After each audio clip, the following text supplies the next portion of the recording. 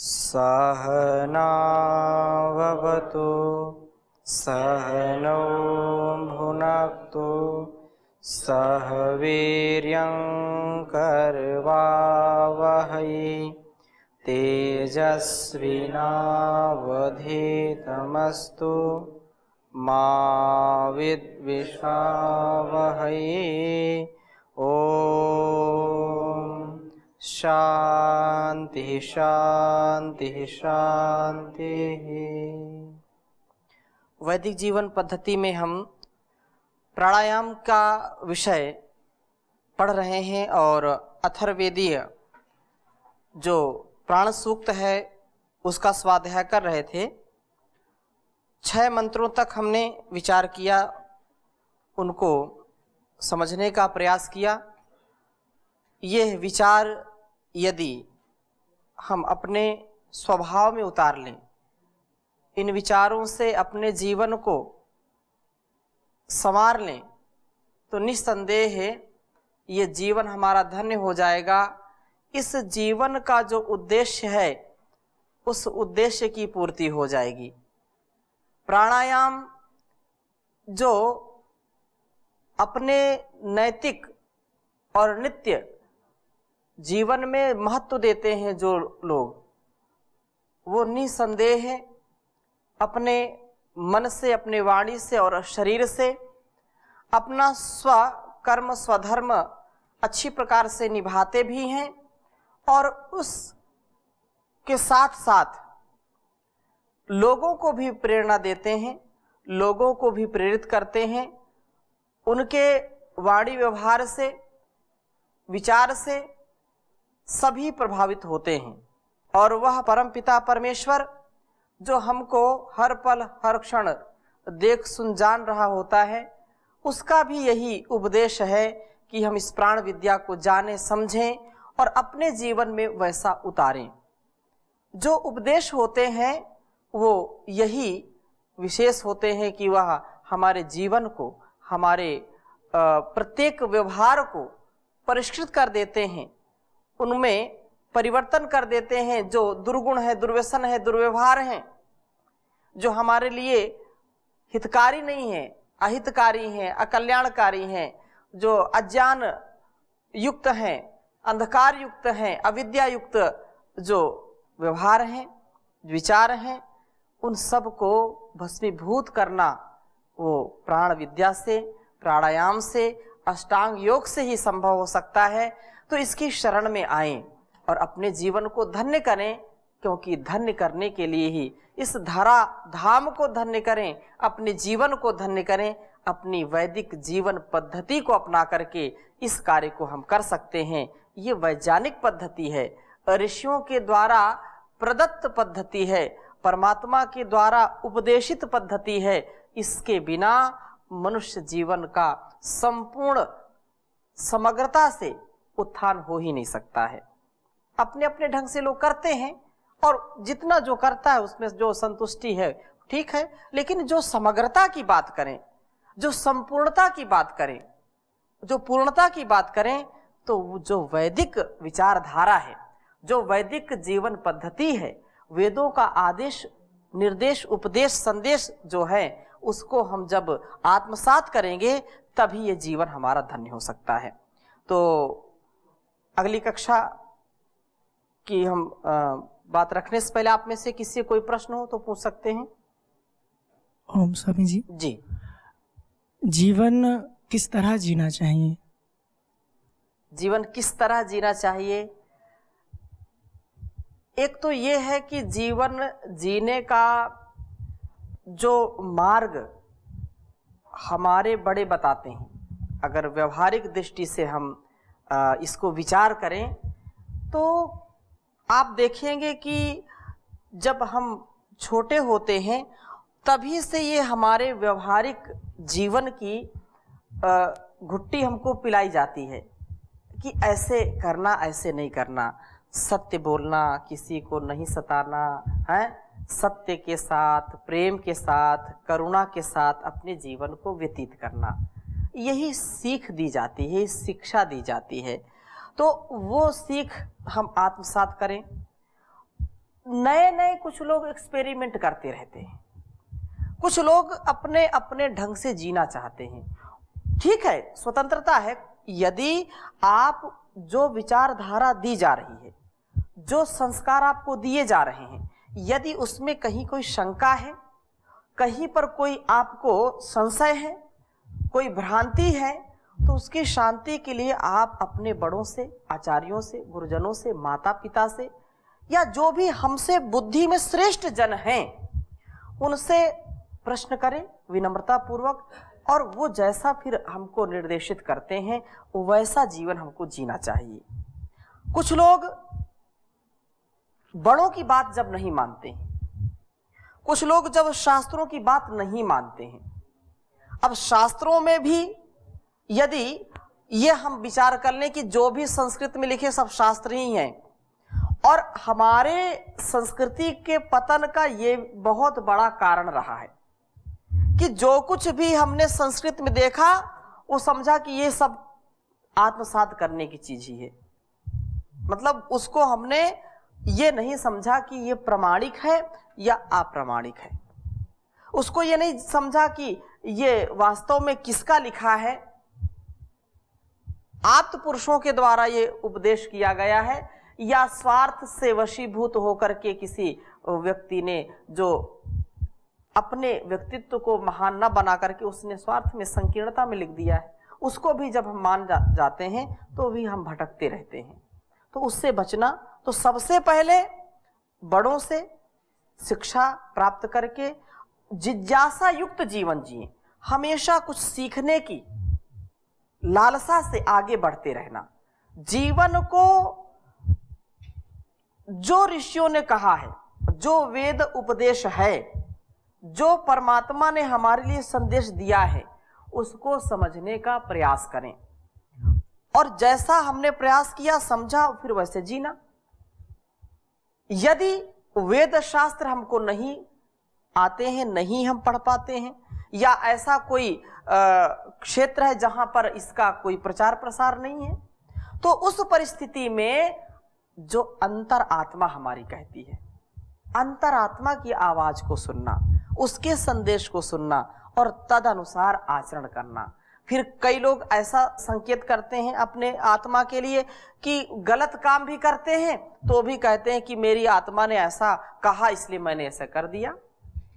मेरी आत्मा नहीं कहती है कि मैं आज जगूं, आज सोता ही रहूं, जगूं नहीं। मेरी आत्मा आज नहीं कहती कि मैं पढ़ूं, मेरी आत्मा आज नहीं कहती है कि सूत्र याद करूं। अगर ऐसा आत्मा के लिए आप जो है विचार करेंगे तो ये उचित नहीं होगा। आत्मा का जो शुद्ध बुद्ध स्वरूप है उसको जानना, और निश्चलता के साथ, निर्मलता के साथ, शुचिता पवित्रता के साथ, सात्विकता के साथ, आध्यात्मिकता के साथ जीवन जीना चाहिए। ये यदि हम इतनी बात यदि आत्मसात करते हैं तो बहुत बड़ी बात है। जो मैं अपने लिए चाहता हूं, अपने लिए सुख, समृद्धि, यश, कीर्ति चाहते हैं कि नहीं चाहते, तो दूसरों के लिए भी वैसा व्यवहार करना। जैसा अपने लिए चाहते हैं वैसा दूसरों के लिए भी चाहें। ऐसा जो जीवन जीता है वही उसका जीवन है, उसका जीना और जाना। जब तक जीता है शान से जीता है, और जाता है तो भी शान से जाता है।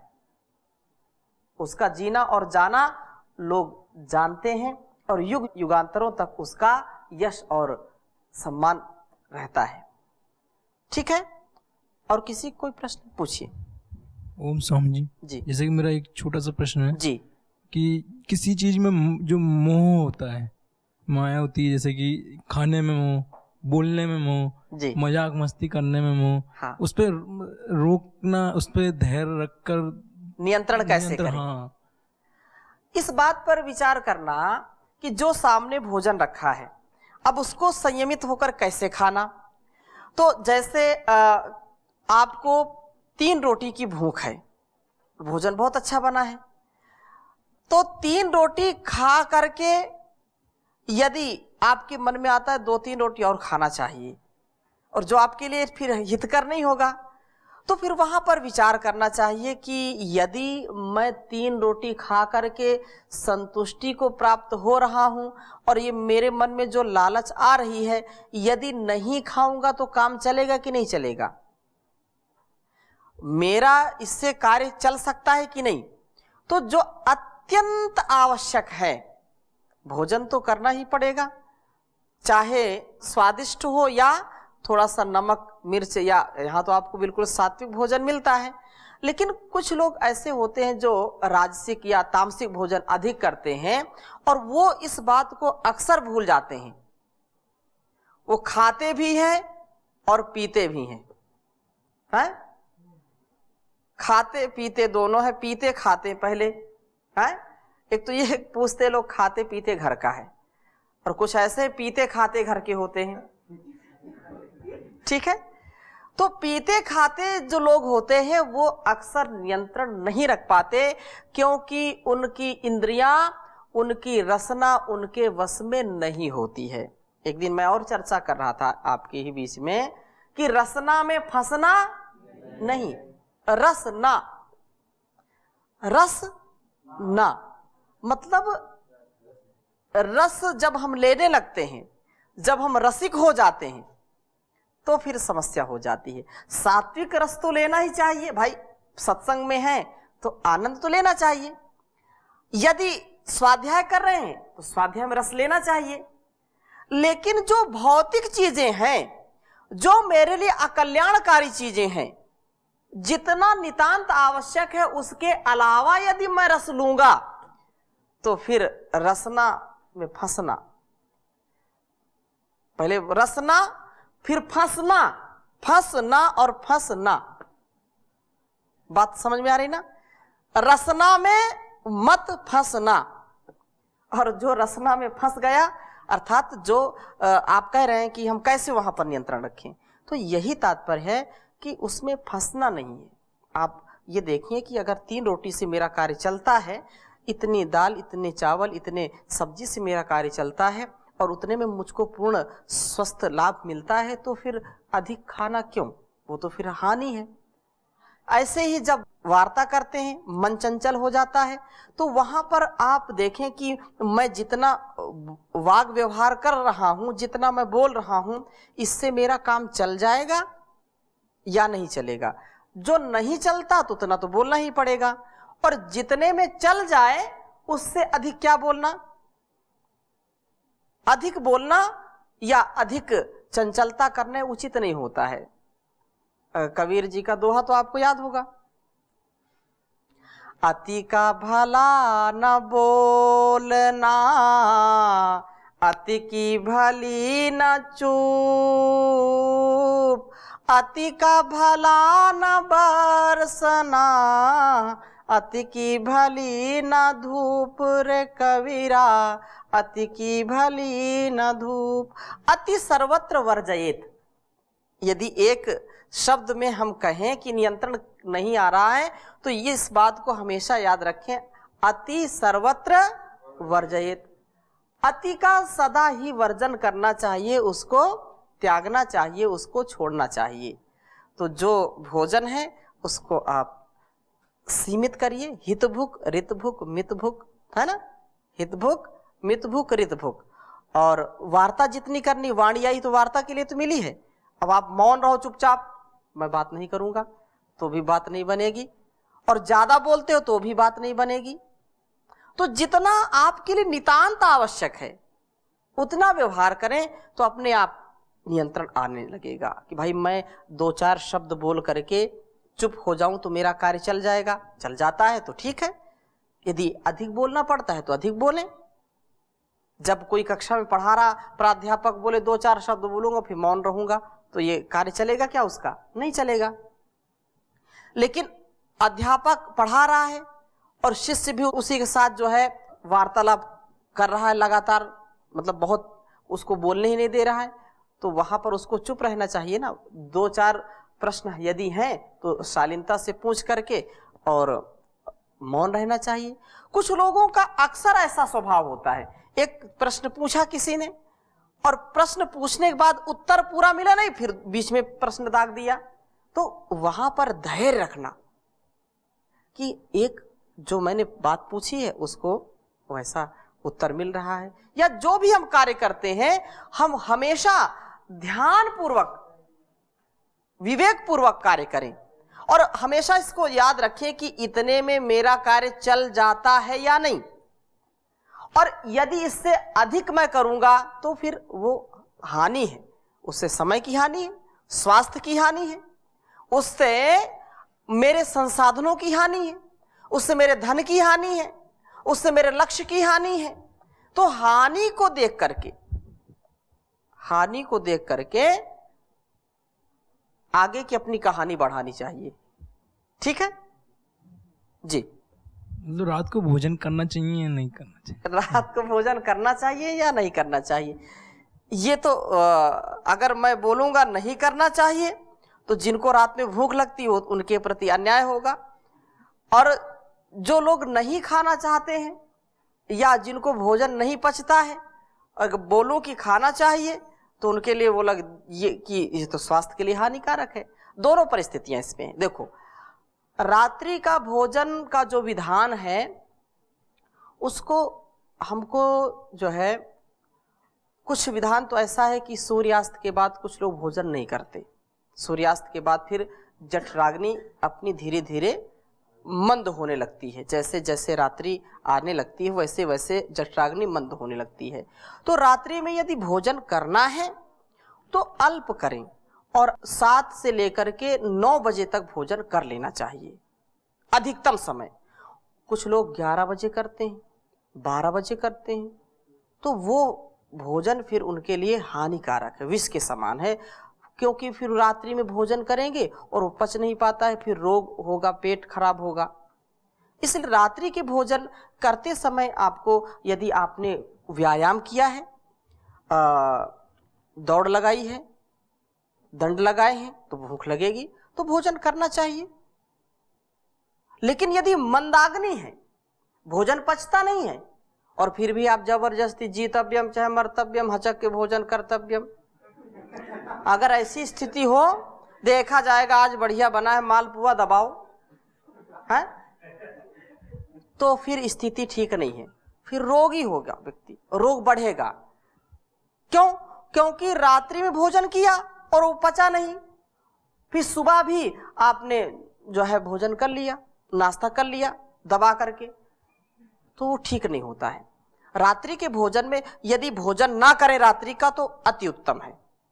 यदि व्यायाम करते हैं कठोर तो भोजन करना चाहिए। यदि पर्याप्त आप दूध पीते हैं, भोजन ना करें तो भी बात बन जाएगी। रात्रि में अल्पाहार लें, और विद्यार्थी जीवन में तो व्यायाम करना, दंड लगाना और पढ़ाई करना, इससे व्यक्ति थोड़ा सा वो होता है। वैसे भोजन के विषय में आगे हम और चर्चा करेंगे। 2 बातें हैं और मैं संकेत कर देता हूँ, फिर आगे का जो है पाठ पढ़ाते हैं। कहा कि भोजन के विषय में हमेशा इस बात का स्मरण रखना चाहिए, 1 बार खाए योगी, 1 बार खाए 2 बार खाए भोगी और 3 बार खाए। अब इसको आप यदि समझ सकें तो आप समझ लीजिए। हाँ, तो 3 बार कोई खाता है, कोई 4 बार खाता है। हाँ, ऐसी स्थिति में अल्पाहार अल्प मात्रा में करें और भोजन जो मध्याह्न का है उसको आप ज्यादा कर सकते हैं। हाँ, प्रभात में यदि आप, क्योंकि ये तो बीच में हुआ, पहले तो गाँवों में या अपने हम जीवन की बात करें, आप भी किसान घर से लगभग होंगे, तो वहाँ तो ये जो है नाश्ता तो होता ही नहीं है, बस गर्मा गर्म भोजन 9 बजे लगभग मिल जाता है और भरपेट खाएं, भरपेट खाइए, भरपेट खाइए। और दोपहर में कभी यदि भूख लगे तो कहीं शरबत, कहीं पानी, कहीं कुछ ऐसा ले लेते हैं। और रात्रि में खूब भूख लगती है, रात्रि में गाँवों में 7 से 8 के बीच में सभी लोग भोजन कर लेते हैं। हाँ, 7 बजे तक हो जाता है। अधिक समय में बता दिया कि 8 बजे के बाद, 8 बजे 9 बजे तो सब सो जाते हैं, और वही जीवन उत्तम है, वही जीवन उत्तम है। इसलिए इस बात को हमेशा याद रखना चाहिए। एक भुक्तम सदारोग्यम, द्विभुक्तम बलवर्धनम, त्रिभुक्तम सदारोगम, चतुर्भुक्तम तुमारकम। ये कहा कि एक बार खाने से एक भुक्तम सदा आरोग्यम, जो एक बार खाता वो सदा आरोग्य की प्राप्ति करता है, निरोग रहता है। लेकिन आपसे बोला जाए एक बार खाओ, काम आपका चलेगा? नहीं चलेगा, क्योंकि आप विद्यार्थी हैं, आपको रटना भी है, पढ़ना भी है, स्मरण भी करना है, शारीरिक और मानसिक जो है बल की आवश्यकता है, व्यायाम भी करते हैं। और आप एक सप्ताह या एक महीने करके देखिए क्या हालत होती है शरीर की, नहीं कर सकते। और महर्षि दयानंद जी ने भी इसको निषेध किया है कि विद्यार्थी जीवन में भोजन भरपेट करना चाहिए, उपवास व्रत आदि नहीं रखना चाहिए। हाँ, वो बात अलग है कि कहीं माह में या 15 दिन में एक दिन का थोड़ा सा हल्का उपवास रख लें ताकि कुछ जठराग्नि हमारी और ठीक हो जाए, पेट ठीक हो जाए। तो एक भुक्तम सदा आरोग्यम, द्विभुक्तम बलवर्धनम, 2 बार खाने से शारीरिक बल आता है, ठीक है। और त्रिभुक्तम सदा रोगम, जो 3 बार खाता है उसको रोग सताते ही रहते हैं। बात समझ रहे हैं ना? 3 बार खाने मतलब सुबह नाश्ता में भी जलेबी मिली, दूध मिला, हलवा मिला या खीर मिली तो भरपेट खाया, और भरपेट खाने के बाद सो गया। अब सो करके दोपहर में भी उठा तो फिर दोपहर में बढ़िया पनीर की सब्जी या कोई विशेष भोजन बना तो भी भरपेट खा लिया, फिर शाम को भी खाया। तो ऐसे भोजन का परिपाक तो हुआ नहीं पहले वाला, और उसके ऊपर हमने और खा लिया, तो फिर उससे रोग बढ़ते हैं, ठीक है ना। चतुर्भुक्तम तुमारकम, अब 3 बार तो खाता है व्यक्ति, 3 बार खाने पर भी रोगी हो जाता है। और चतुर्भुक्तम तुमारकम, और जो 4-4 बार खाता है उसको तो बिल्कुल वो समझो कि वो मारने वाला भोजन है, वो जल्दी मारने वाला। हाँ, कोई रोगी है और वो थोड़ा थोड़ा खाता है, वो 5 बार भी खाए तो कोई दिक्कत नहीं। 5 बार खाने मतलब थोड़ा थोड़ा ले लिया, तो ऐसे उससे जठराग्नि भी ज़्यादा आपकी वो नहीं होगी, जो पाचन शक्ति है वो धीरे धीरे। रोगी के लिए ये कोई वो नहीं है। ओम गुरुजी जी, वैदिक जीवन पद्धति का मूल सार क्या है? वैदिक जीवन पद्धति का मूल सार ये है कि जो वेदोक्त कर्म है, वेदानुकूल जो आचरण है, वेदों का जो उपदेश है, निर्देश है, संदेश है, आदेश है, वैसे हम अपने जीवन को जिएं, वैसे व्यवहार से, वैसे विचार से, वैसे आहार से अपने को और इस सारे संसार को लाभ पहुंचावें, कल्याण पहुंचावें। ये इसका मुख्य सार है। इसके बिना जीवन बेकार है, निराधार है।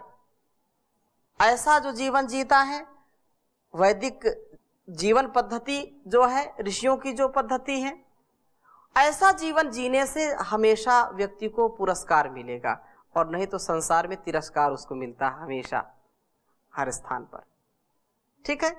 तो आगे हम चल रहे हैं।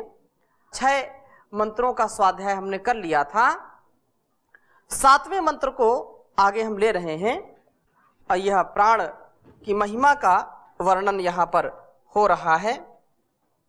ओम नमस्ते अस्त्वायते,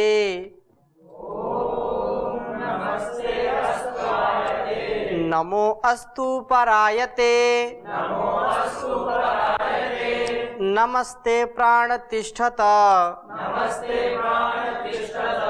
आसीनायोतते नमः।